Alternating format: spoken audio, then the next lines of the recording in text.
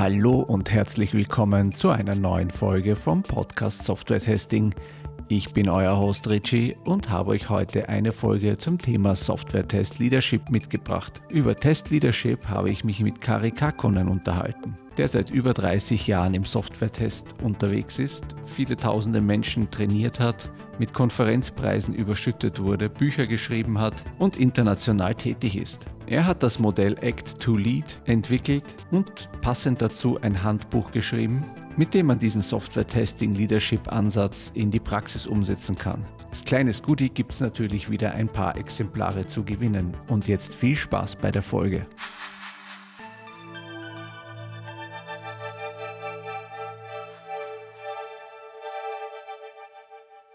Hello, Kari. Fine that you're here. Thank you. Yeah. Good to be here. Yeah, for 1 week before we were on Bali with the ISTQB, and now in Belgium. Now in Belgium Amazing. At the testing retreat. So meeting in such a short time, and I saw there at the ISTQB meeting you presented your book and your model about testing and lead testing. Yeah. And I think it's a great topic to talk about here. It is. It is. Yeah. Yeah. So I will give you the word. Okay. What is this model about, or this? So it's Act to Lead, and the background there is that I think there is not enough leadership in testing. I mean, teams are managing testing, teams are doing testing. That's like in a grassroots or team level. So it tends to happen quite well, but it's not really led. As in, opportunities are created or culture for good quality and good testing is enabled. That sort of thing is not happening in a big scale in companies. So all too often when I go, and I have a co-author Marko Rytkönen who I co-authored this book with. We've seen our careers that all too often when you go to higher level in companies, you realize that they actually don't know about testing. They realize testing must be done, and they might require, okay, yes, you need to do testing, but then it's not really understood. And you could say that the more you understand about testing, the better you can lead it, the more you can enable people to do good quality, and you can expect good quality. So you need to lead it actively. You need to make it happen, and so that's why this Act to Lead. So and again, why Act to Lead? Why do we call it Act to Lead? Is because if you want to have something easy to remember, something that it's easy to implement as well, you need to have a short way of saying how you can do that stuff, how you can make testing happen all over the companies, and not only with testers' minds and testers' daily routines. So that's why Act to Lead, because that's a heuristic. So that's like 8 characters, and each character means something. So it has everything in it really. So A means add testing to everything. So again, testing is not only happening when you get code and when you test. Testing is actually happening when you think about your budget of a software. Testing is happening when you think about what kind of vendor or supplier do I hire to create software for me. Also, you need to include testing in that thought process or decision. And then you want to think about what happens in production. How do I operate my software? Again, you are testing. You need to think about testing as well. How can I make sure it works? How can I check? How can I test it actually works? So that's A. Then there is C. So C is context. Testing is not everything or same in every place. It's different based on the context. So you need to understand your context. Context-driven testing. Context is everything. You need to understand what kind of business it is, what kind of domain, what kind of technology, what kind of team, how much money. Are we in a hurry or not? And it really depends. And you need to choose your testing based on your context. So that's the C. T is transparency. So whatever we do, we should do it visually. We should give information to everybody. We shouldn't hide if we are doing a lot of testing or a little testing. We should actually be thinking about, let's share our testing to everybody. If we find defects, let's share, but we have problems with quality. Because then you have better chances of everybody helping and pitching in and creating better quality.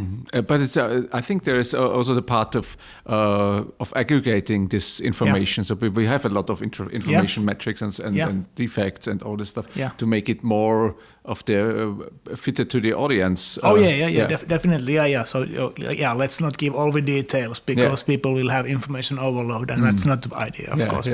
But still, let's not hide either. Let's make it available. Let's create the dashboards and whatever kinds of easy to understand ways about our quality. And especially, I think it's very visible if you have multiple stakeholders in the play or multiple vendors or suppliers in the play. It's all too easy to have borders and boundaries. But okay, they do their thing. We don't know exactly what, but we have defined in a contract that they need to do that part of testing. And okay, let's just trust them on that. And so transparency there means that let's not only trust, let's actually make it visible. What do we require? What do we get? What is actually happening? So that's the transparency part. Okay, then we have the fourth character, and that's 2. And that means that we always need automation and human being. We need both things. So it's definitely needed. You can't have only one of the two. Even for today's world is going towards automation all the time. So more and more test automation, more and more delivery automation, CI/CD pipelines, and all that. It's not only that. You still need human people. You need exploratory testing, you need creativity, you need new ideas, and these are coming from human beings. So you need to find a way in your own context to fit in both automation and human beings, because you need both. So that's number 2. What do we have? L. L is learning.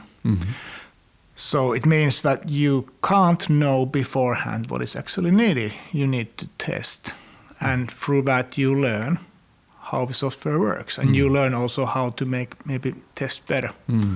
So you need to learn to test and test to learn, both ways. That's very, very interesting, because I wrote a blog article last month about the testing is the profession that you learn a software product deeply, so you understand what it has to do. It is exactly. And we had just a nice discussion earlier today about are testers like very focused people, or actually are they broader people? And I think testers are actually very broad people, because they learn about the whole software, and when where it fits and everything. I think if you ask one person, if you need to ask one person who, how does this software work? What is this software all about? You actually should go to the tester. Because tester has the big picture, having thought of it from many angles and risks and how it should work and how it actually does work. Because the tester needs all this information for his work. Exactly. That's exactly so. That's exactly so. So that's the learning part, and I think it's quite important. But it's not the most important, because the next one is actually, I think, the most important part, and that's the E. E in the Tech Act to Lead, and that's enable testing, enable quality culture. Actually create the circumstances where good testing can happen. You make it a rule that you should test well. You make it a rule that you should talk about problems and failings and learn from that, and not blame people. But, and every day do that. Don't forget to mention testing. All the time, or mention good quality all the time. That's really, from the higher you go in a company into the top management, the less important, the more important it is that people keep saying that testing is important. We need to think about quality as well. I mean, it doesn't mean that a CEO of a company would be doing hands-on testing, but they should be actually talking about testing and quality, and not letting it be responsibility of a team only. Mm-hmm. I think it's a big cultural change for a lot of companies. It is to go there. Yeah, it is definitely. It's too easy to say that we have some testers, they do what they do, and then you realize. So you ask, let's say, a CTO. So what do we do? I don't know. Well, I suppose they run some test automation, they do some checks. Okay, that's a good start, but it's not really enough. Because again, if you would ask, okay, so what do you think the developers do? Or maybe what do you think the architects do? Actually, the answers would be more precise. They actually do know how you do create code, or you use version management, or you use Python there, or C there, and Java there, and whatever. So actually, the answers are usually more precise. Yeah. So I think it just proves that there's a lack of testing knowledge. Yeah. So that can be fixed. Yeah. What else? We have adapt to risks. So all of testing actually should be based on risks. So high focus risk areas, more testing. Quite simple. Yeah. And so that's really the last A, adapt to risks. And then also we have D. That one is I think, second most important after the E, so that's diversity. Meaning testing needs to be diverse, and diverse in every possible way. So use multiple test techniques, use multiple people, use multiple test approaches, use multiple kinds of people, multiple suppliers, multiple environments, anything multiple, and the more is better, basically. So you can't choose only one approach, because this might be thinking of a manager somewhere. Yeah. But okay, give me the best choice. We'll take a best choice, a best something tool or best something approach. We will use test automation for everything. And it's not like that. Because you need all kinds of things, and different angles support each other, and then you actually have good quality. I have often the picture of if you're in a cave with a flashlight. So if you just put the flashlight in, you see one spot there. Yeah, exactly. But you don't see the cave. So you have to look at different angles and to different perspectives to get the whole picture. It's a good analogy. It is definitely. So that's why. So that's the acronym ACT to Lead. So there's not too many things there, because I think in the end, the higher you go in the companies, you don't need to know the detail of testing, but you do need to know enough so that you can be active in that relationship between the business and running a company, and then requiring software. And when somebody's creating that software and testing that software, you need to know enough to be active there. So. And this acronym, I see that also as a checklist. It is a checklist to view at my company, at my organization.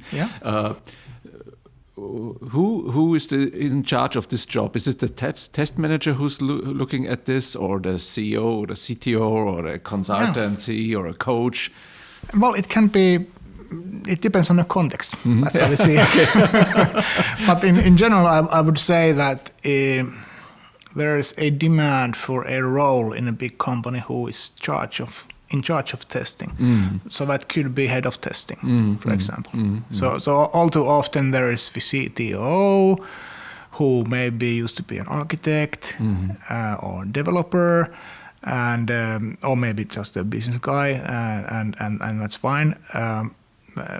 But somebody needs to be taking care of testing.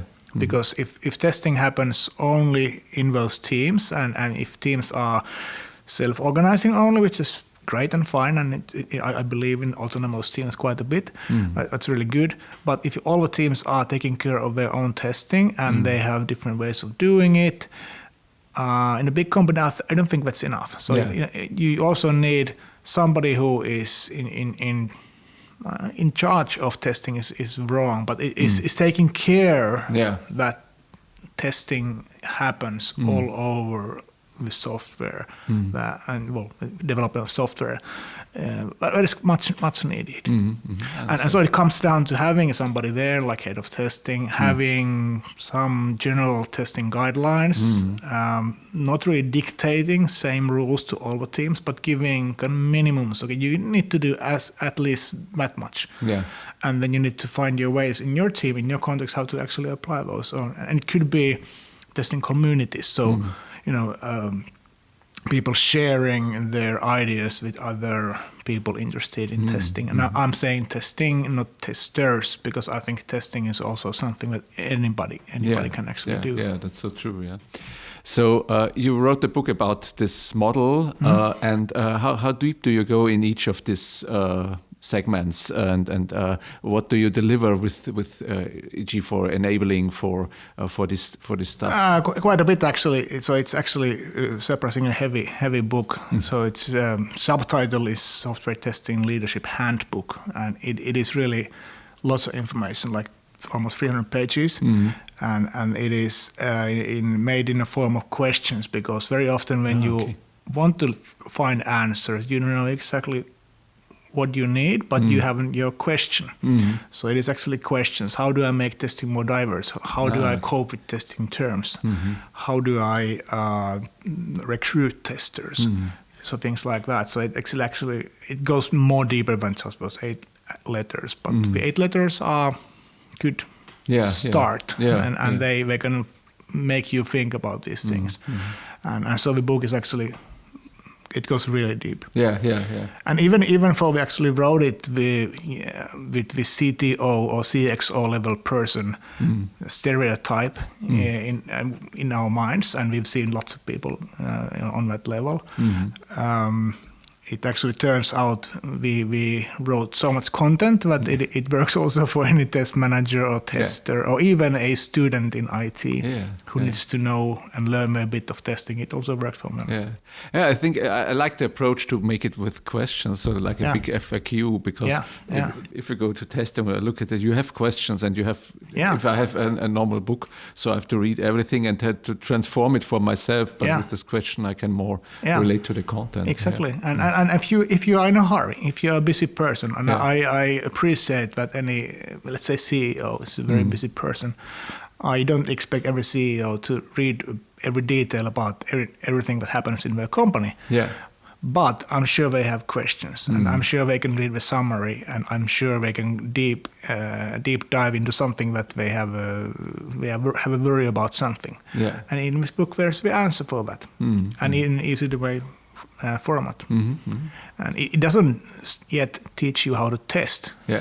So actually we on purpose cut away all content like that. So when we was writing it, we noticed that now we're actually writing towards the tester audience, and it goes more technical and too technical. Yeah. And we actually ditched maybe like half of the chapters because they were just not right for the CXO level kind of thinking or need. So, great, and we discussed up front as a little goodie for the listeners and viewers of this podcast channel. You said we can give 5 exemplars of the book to our audience. Yeah. So you can look at the show notes. There is a link, and you can do maybe and win one of these copies from you. Absolutely. So that's I think a very, very nice action here. Absolutely. Kari, very, very much. Thank you very much for joining this podcast here at the testing retreat. It was very interesting. It gives me another perspective, like we said, another perspective on testing and how to implement testing. So thank you very much to be here. Thank you so much. And we will see what our testing retreat will be bringing to the next. It will be so much more fun. Yeah, I think so. Yeah. Thank you. Thank you.